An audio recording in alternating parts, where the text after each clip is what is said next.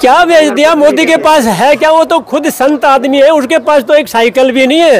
ये जो ये कांग्रेसी पप्पू बोल रहा है कि चौकीदार चोर है, मेरी समझ नहीं आ रहा। उस फकीर चंद के पास कुछ है नहीं, ये तो जमानत पे चल रहे।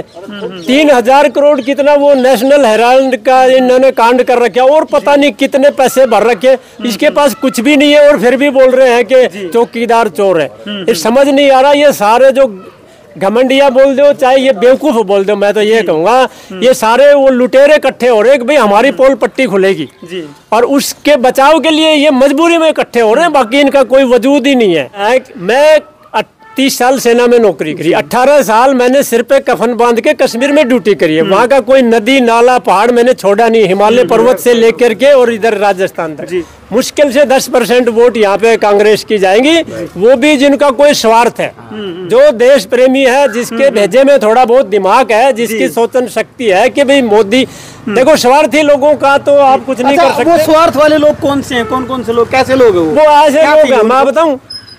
अब यहाँ कुछ ज्यादा हो जाएगा जी। नहीं बताओ खुल के बोलो जो बोल रहे हैं भाई। मेरा अब मैं छोटी सी बात बताऊं, मेरा लड़का अभी वो डिफेंस में लग गया जी, वो लग गया बगैर पैसे। और जब मैं उसने हरियाणा पुलिस में कांस्टेबल लगाऊं ना, तो वो लग नहीं सकता, क्योंकि ना मेरे को कोई जानता, ना मैं कहीं नेता को पैसे देने वाला। समझ गए आप? जहाँ फेयर काम होता है वो नौकरियां अभी मिल रही है ना, लोग बहुत खुश है। ऐसे ऐसे ये भाई देख मारा कहना चला गया अशोक, आज उसका पोता इतना बड़ा हो गया। नहीं वही बता ब्याह का चक्कर में रहता, जब वो ग्रुप डी में भी ना लगता। तो ये ग्रुप डी वाली नौकरी का तो कोई बताते ही नहीं थे। यहाँ ग्रुप डी की नौकरियां भी होती हैं।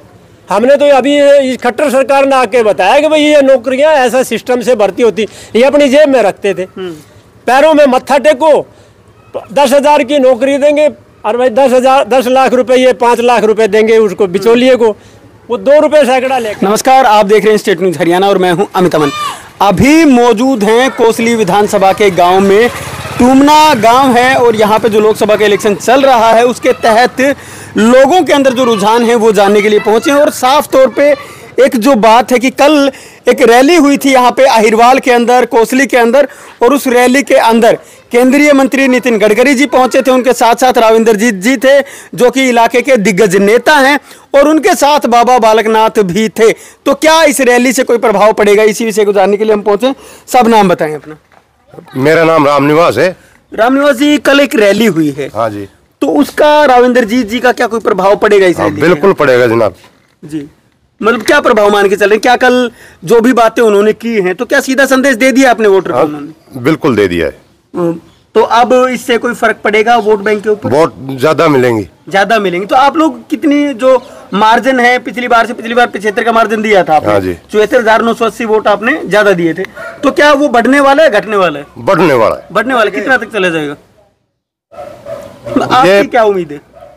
90% कम से कम जी, 90,000 के आसपास चला जाएगा। हाँ जी, बिल्कुल बिल्कुल। चलिए, और भी लोग मौजूद हैं, उनसे जान लेते हैं। सब आप क्या कहना चाहते हैं? क्या ये मार्जिन बढ़ेगा या कम होगा, कैसे क्या होगा? बहुत ज्यादा बढ़ेगा जी, बहुत ज्यादा बढ़ेगा। 90 नहीं, अब ये लाख से भी ऊपर जाएगा। 1 लाख से ऊपर चला जाएगा? बिल्कुल जाएगा। तो हम ये मान के चलते हैं कि जो दीपेंद्र हुड्डा की हार है वो ज्यादा बढ़ने वाली? निश्चित है, वो तो पहले ही पता है जी।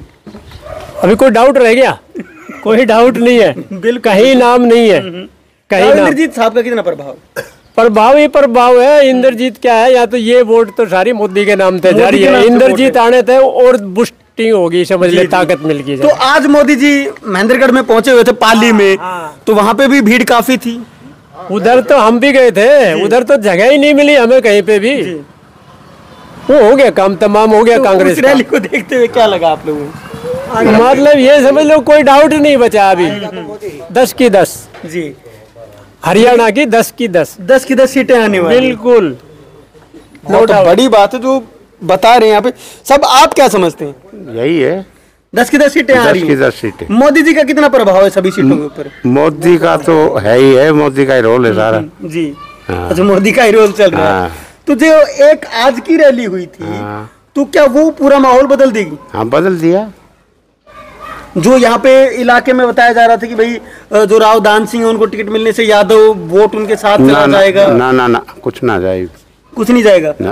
तो वहां से कितनी जीत मान के चल रहे हैं आप? वहां से कम 1.5 लाख। 1.5 लाख की दाम जीत भी है। जीते और हैं। यहाँ से यहाँ से रोहतक लोकसभा की बात करें तो रोहतक की भी 1.5 के लगभग। 1.5 के आसपास जीत जाएगी अब की बार। हाँ, क्या बात है, मतलब यहाँ पे जो कॉन्फिडेंस लेवल है वो आप देख ही सकते हैं किस प्रकार का। बाबू जी आप बताएं, आप क्या सोचते हैं? क्या मैं बीजेपी को सपोर्टर सुबह की बूझ लेता ही मैं ना बताऊं बीजेपी के सपोर्टर बहुत बड़ी बात। चलिए एक एक करके सबके पास चलते हैं। आप बताएं, क्या जो कल वाली रैली थी राविंदरजीत जी की, उससे प्रभाव पड़ेगा? बिल्कुल पड़ेगा जी। तो पहले जो वोट बैंक था तो शायद पहले आप कम मान के चल रहे होंगे, कम की जीत होगी, जो मार्जिन है वो बढ़ गया होगा अब तो? हाँ बिल्कुल बढ़िया जी। कितना बढ़ गया? 1.5 लाख से ऊपर जाएगा जी। 1.5 लाख से ऊपर चला जाएगा, तो बहुत श्योरिटी के साथ कह रहे हैं आप ये चीजें। तो 400 पार जाएगा जी मोदी जी। मोदी जी 400 वैसे 400 तो पक्का है आपकी बात? बिल्कुल जी। क्या बात, मतलब जितना कॉन्फिडेंस शायद मोदी जी को उससे ज्यादा तो आपका लग रहा है। बिल्कुल बिल्कुल लग रहा है, बिल्कुल लग रहा है जी। हाँ बिल्कुल सही बात है जी। बाबा आपने तो बहुत इलेक्शन देखे होंगे। अच्छा मोदी रहेगा। अच्छा इलेक्शन बहुत देखे होंगे आपने? इलेक्शन पहले खूब देखे जी हम जी। तो इस इलेक्शन में और इस इलेक्शन में क्या फर्क नजर बहुत ज्यादा फर्क। ये ठीक है, मोदी वाली लहर ठीक है, है? मोदी आने लायक बंदा है। हाँ जी बिल्कुल।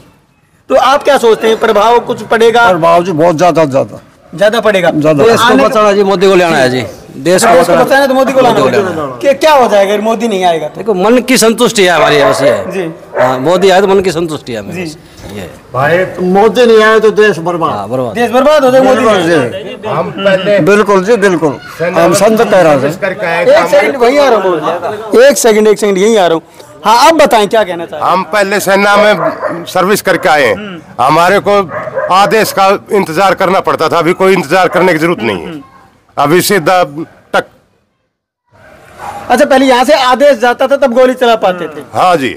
और अब क्या माहौल है? अब माहौल है अपना जैसा सिचुएशन देखा उसी टाइम टक देने कर दो। गोलियों का हिसाब नहीं मांगते थे? नहीं कोई हिसाब नहीं है। पहले मांगा जाता था? हाँ पहले पूरा हिसाब ही होता था, खोखा गुम हो गया तो बोले कंट्रोल शुरू कर। अभी कोई वो नहीं है। जी जी। तो आप लोगों फौजी बहुत ज्यादा होंगे शायद? हाँ फौजी बहुत है। अच्छा, सारे फौजी हैं आप लोग जितने भी हैं? अच्छा आप कुछ ज्यादा बता पाएंगे फौज के बारे में? हाँ फौज के बारे में वो किया जो कभी सोचा भी नहीं था। डिफेंस को इतना मजबूत किया। गलवान घाटी वाले वो घटना घटने के बाद में 4000 किलोमीटर का लाइन ऑफ एक्चुअल कंट्रोल है ना, वो पूरा ऑक्युपाई करके रखा है। वो आसान काम नहीं है। कितना इंफ्रास्ट्रक्चर बनाया, वहाँ सेना को डांट लगा के रखा है, ये समझने वाले समझते हैं। और कुछ कितना गुणगान करूंगा मैं, आपका टाइम बहुत वेस्ट हो जाएगा। चलो एक बात बताओ आप। हाँ। आप ये बताओ, जो ये लोग बोल रहे हैं कि मोदी ने सब कुछ बेच दिया, तो उनको क्या कहना चाहोगे?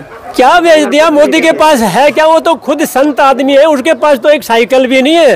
ये जो ये कांग्रेसी पप्पू बोल रहा है कि चौकीदार चोर है, मेरी समझ नहीं आ रहा। उस फकीर चंद के पास कुछ है नहीं, ये तो जमानत पे चल रहे।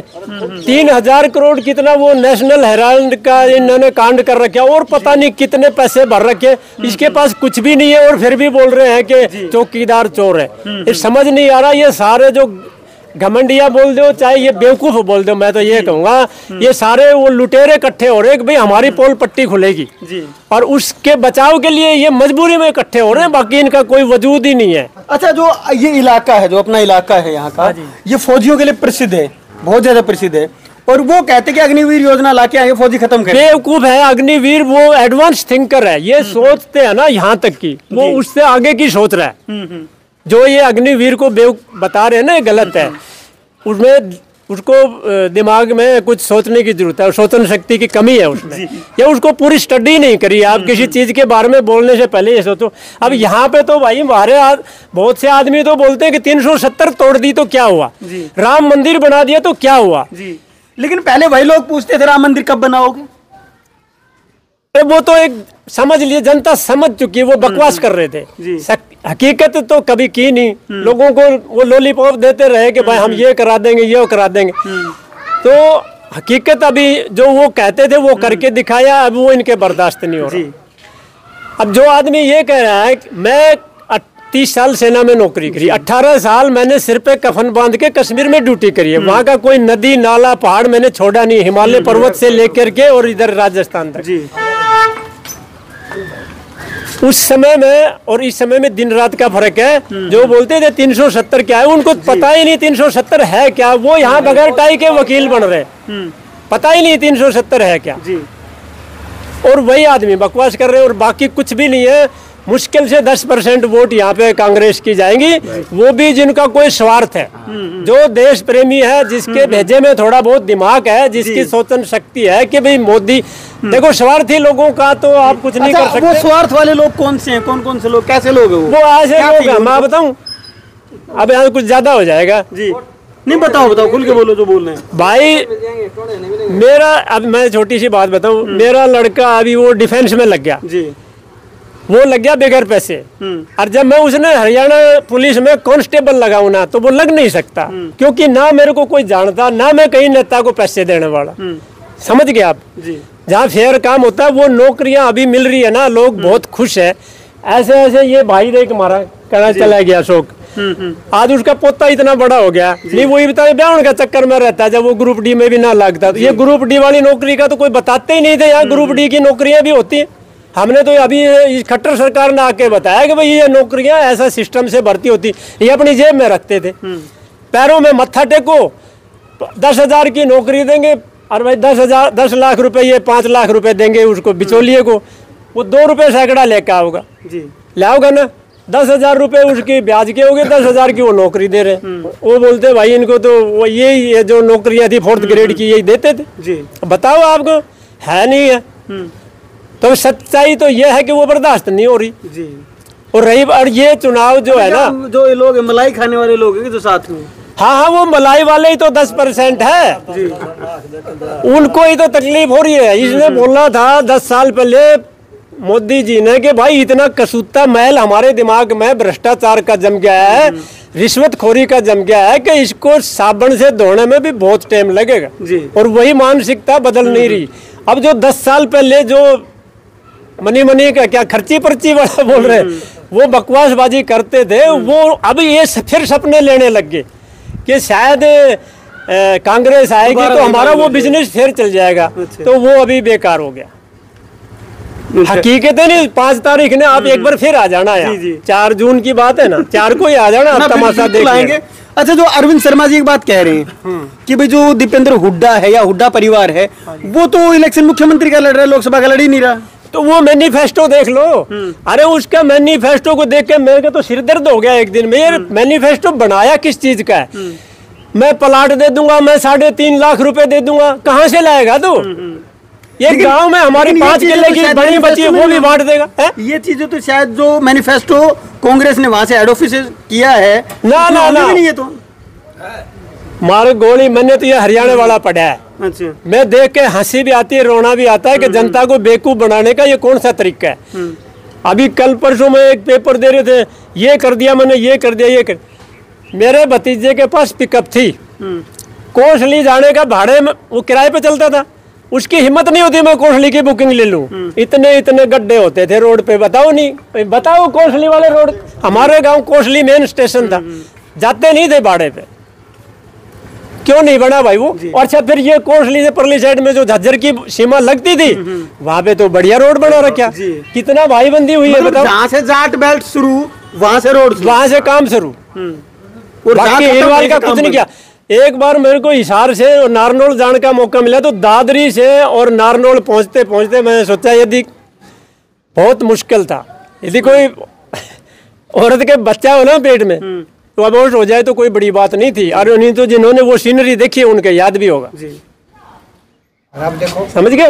और ईब जा करके देखो, तो काम को सलाम है भाई, काम किया करेंगे तो इज्जत पाएंगे कोई भी हो।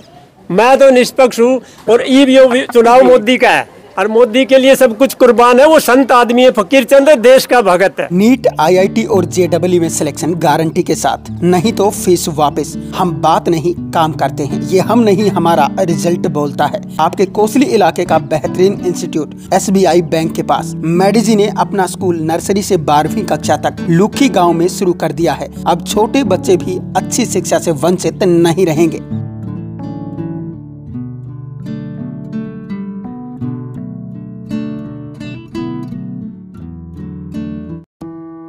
26 सालों का अनुभव अब संवारेगा आपके बच्चे का भविष्य। श्री भगवान जी लाए हैं डहीना एरिया के लिए बेहतरीन शिक्षण संस्थान Lord Krishna senior secondary school, आपके नजदीकी गांव निमोट में। अब होंगे आपके बच्चों के सपने साकार।